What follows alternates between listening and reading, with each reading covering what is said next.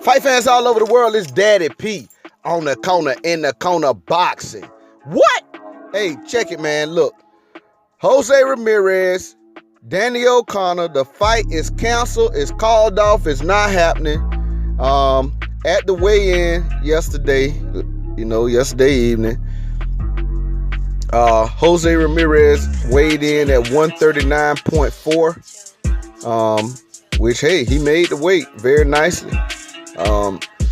But Danny O'Connor could not make the weight and also became too hydrated to participate in the fight.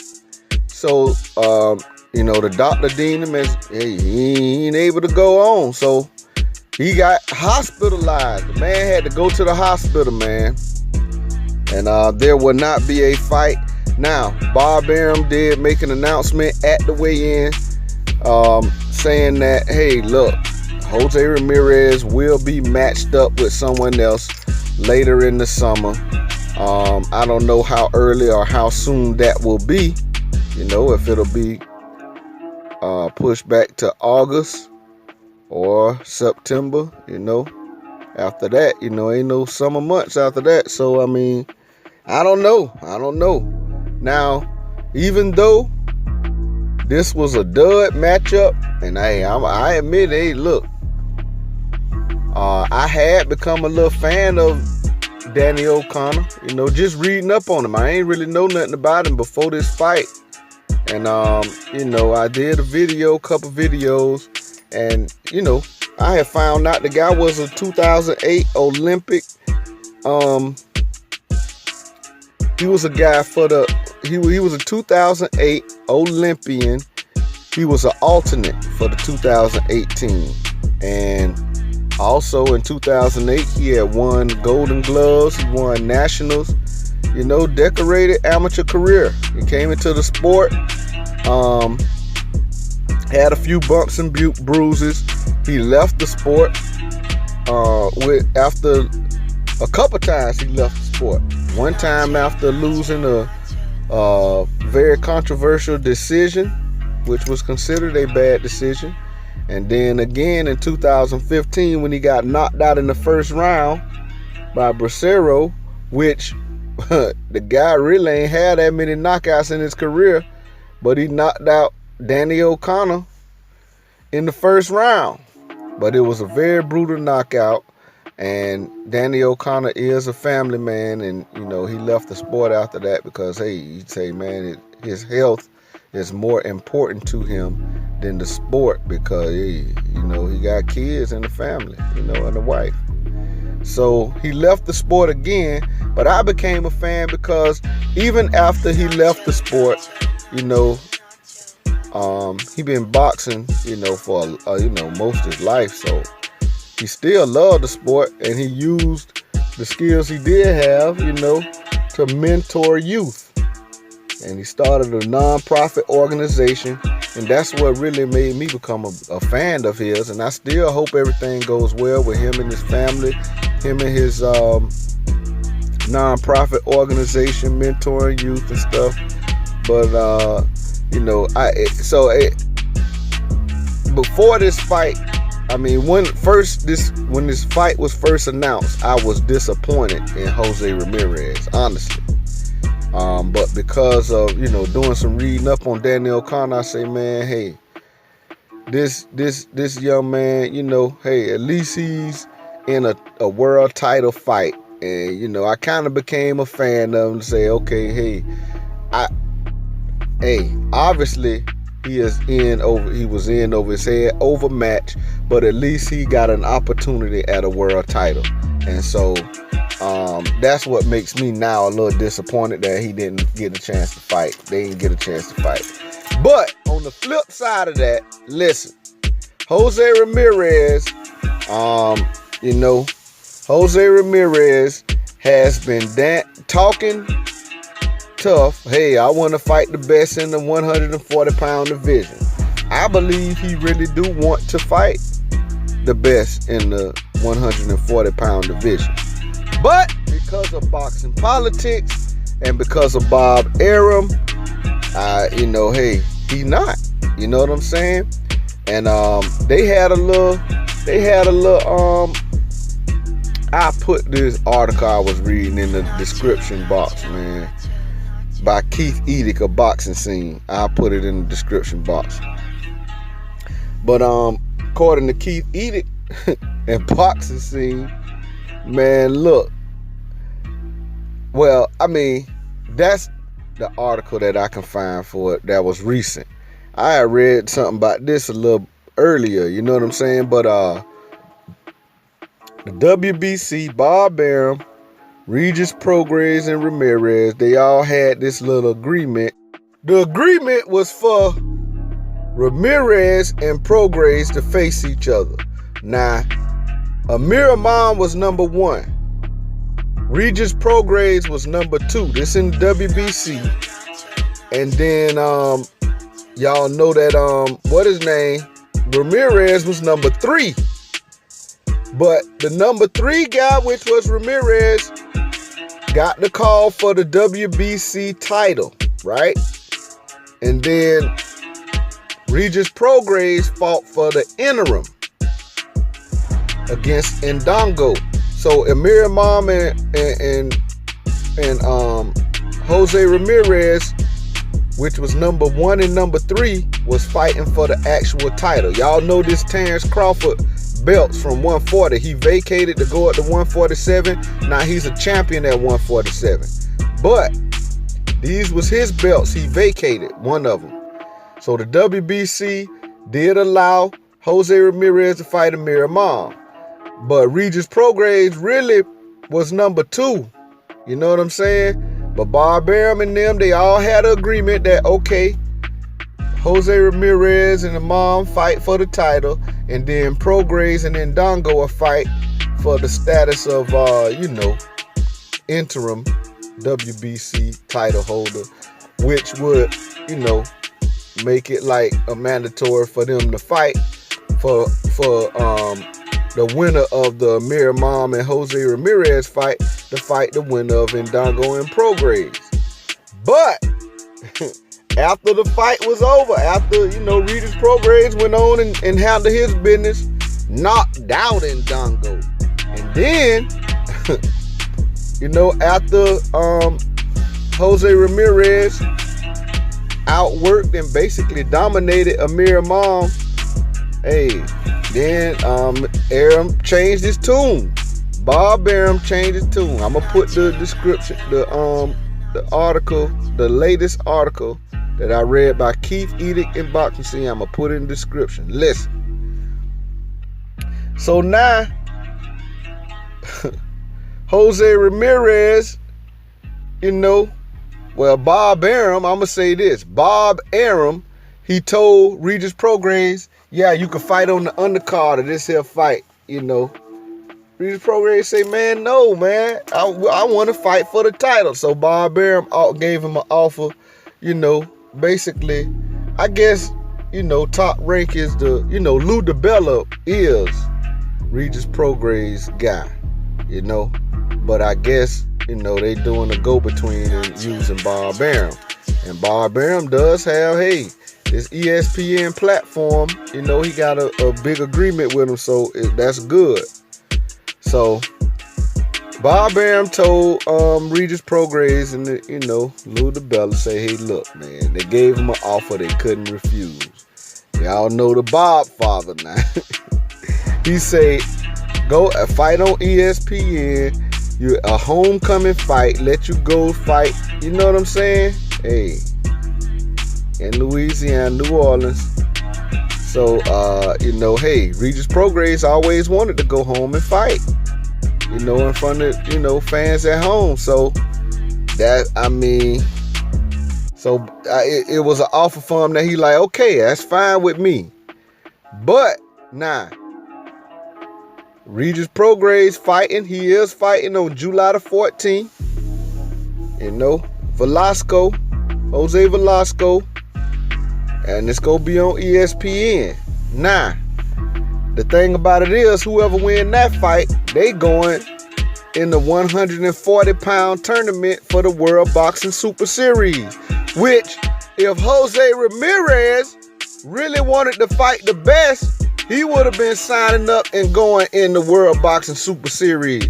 But meanwhile, Regis Prograis, who was promised an opportunity for that WBC title, hey, he got to go somewhere else to try to get him a title in the World Boxing Super Series. Now, Josh Taylor is now the #1 contender, WBC. He's signing up for the World Boxing Super Series. So it's going to be very intriguing to see who Bob Arum is going to match up with Jose Ramirez, talking about later this summer, you know. And really, he the one should be signing up, talking about he want to fight the best. Put that belt on the line in the World Boxing Super Series if you really want to be the best. You know what I'm saying? But nah, the Bob father say no. So we'll see what's gonna happen. So now basically, some of the top guys in 140.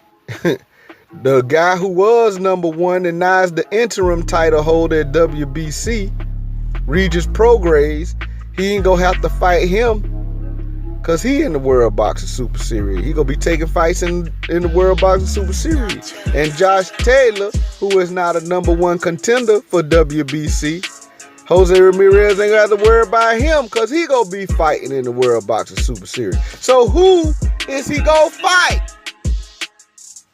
Y'all go keep putting these past top 10 guys in with Jose Ramirez. Danny O'Connor, like I say, God bless him. Hey, I become a fan of his personal life, you know. Was ranked number 13 in the WBC. Other rankings, he ranked like 15. Look, hey man, who y'all go put in there to fight the man? Jose Ramirez. That's what I want to know. Man, I don't know, man. Look, I know who Bob Arum is. Y'all know who Bob Arum is. You know, Bob Arum is like, hey, in this game, in this boxing game, Bob Arum of like, okay, like y'all, they say, oh, these promoters is dirty and all this here, and it's a dirty game. They like mobsters and all that. Yeah, if this game was a game of mobsters, like the Goodfellas, hey, Bob Arum would be basically the Godfather. He has a lot of control in this game. He has a lot of pull, and like y'all already know, the WBO. He has a lot of pull with the WBO. I'm surprised he got so much pull with the WBC, but it's still like yet to be seen how much control he will have with that WBC strap. You know, Mauricio Suleiman, you know, they do what they want to do anyway, but at the same time, you know, it's gonna be interesting to see how far this thing gonna be pushed.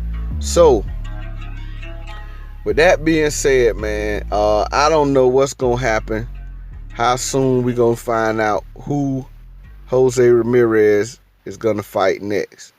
Now, I am very interested to see who. I mean, I want to see the young man. I already to see him fight this time. I want to see him fight, man. He has an interesting style, you know, and with that type of style, it's going to be interesting to see how long he gonna last in this division. You know, he say he want to put doubts to rest about him being the best in the division, but I just don't see those fights that's gonna test that in his near future. You know, but that's come forward style, pressure, come forward, get hit, give a hit. Hey, cause he does get hit. Now, Amir Imam was touching him. The thing about it was, Amir Imam, I think he could have established himself a little more at the beginning. You know what I'm saying? Of their fight. Amir Imam, you know, he a pretty good fighter. He a good boxer, man. And he was touching Ramirez. He was. He hit him with a few good shots, and I think he should have established himself.